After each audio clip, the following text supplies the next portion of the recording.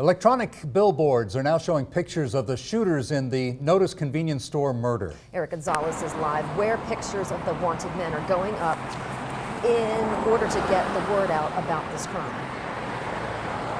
This sign behind me here on State Street is part of a new ad blitz by Crime Stoppers. It shows two men that killed a Jackson store clerk in Notus. Now, while these ads aren't cheap, police say they have helped in the past. We did want that to be an attention getter with the suspects on that sign. Crime Stoppers asked Lamar Advertising if it could put these wanted posters on its electronic billboards.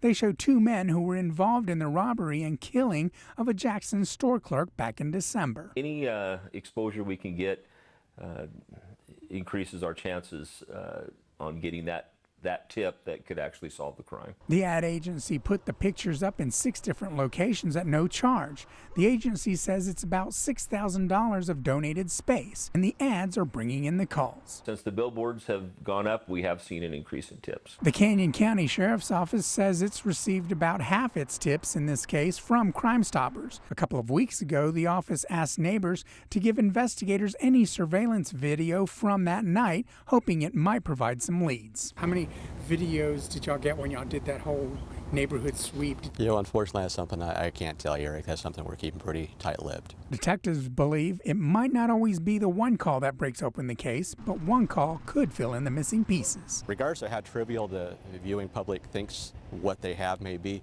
let us make that determination. Now, the ad agency says that these spots will stay up in 8-second intervals, and they say that they'll show up at least 1,665 times a day.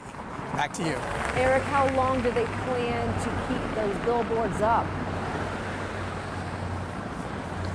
Lamar says that they expect these ads to be staying up in Nampa and Boise until February 22nd.